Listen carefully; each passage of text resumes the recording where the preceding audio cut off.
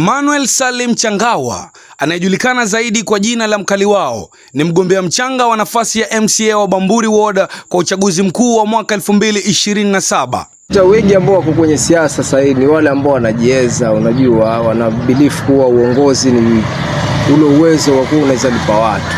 Ndio maana unakuta maskini wengi hatujapata viongozi, wenye tunapata pale ni watu ambao wana pesa na matajiri, na wengi wanataka wajiendeleze biashara zao. Sasa hii azma ilikuja baada ya baadhi ya mayuthi, yani ile kunipush, kunaambia cheki boy, unaona vitu vile viko, alafu wewe pia unaona kama una uwezo wa kununua, unacheki wazee, baadhi ya wazee pia ile ya kuwa wanakuona unaweza, wanakuuliza maswali hayo. Nikafikiria acha basi, unajua kama watu wanataka kuongozwa ni hao wenyewe waseme. Changawa alisema kuwa hamasa yake ya kuwania nafasi hii si tu ya kibinafsi, bali pia ni mwakilishi wa sauti ya vijana wa kata ambao wanataka kuona mabadiliko chanya katika uongozi.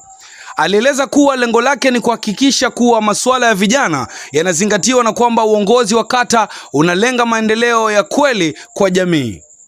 Tuko kwa situation ambayo unakuta sasa dream kubwa mazezi na ziko kwenye makaburi. Kulingana nini? Opportunities, hakuna fairness. Satuoni majukwaa mzee kwa wasanii. Unaona, unajua msanii ni jukwaa.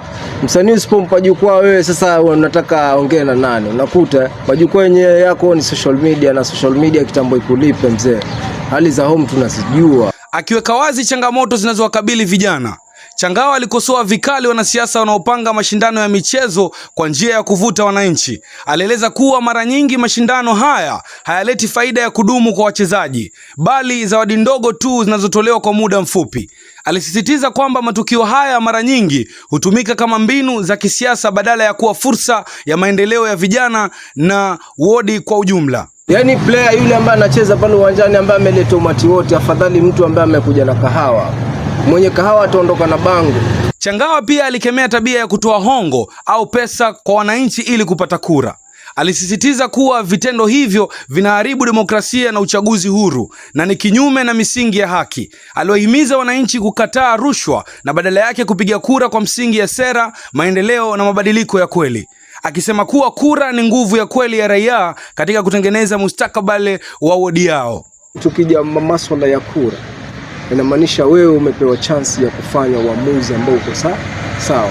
Hatuwezi kuwa deli tunalia kuwa cheki uongozi mbaya, hatuwezi kuwa deli tunalia mzee maisha ni mabaya, wakati mzee tunachezewa politics ambazo ni mbaya na tunakubali. Unaona, mtu anakuja anakulipa ili umpige kura, ile kura yako wewe umeiuza ujue. So kama umeiuza, ile ni biashara imefanyika, je, mna deni hapo? Wewe umepiga, yeye amekulipa, si maisha. Mgombea huyu mchanga alisisitiza kwamba wananchi wanapaswa kutambua nguvu yao na kuchagua viongozi wanaowakilisha maslahi yao badala ya kushawishiwa na pesa au zawadi ndogo. Alieleza kwamba mabadiliko ya kweli hayaji kwa urahisi na hayapatikani kwa hongo, bali yanatokana na uwazi, ushirikiano na mshikamano wa wananchi kuunga mkono viongozi wenye malengo chanya. Salim akiwa amebeba ndoto na maono ya jamii ya Bamburi Ward, sasa anatoa wito kwa vijana, wazee na kina mama katika jamii hiyo kuchukua kura na kujitayarisha katika uchaguzi wa mwaka 2027. Nikiripotia Shanzu TV, jina langu ni Davis John Kahinde.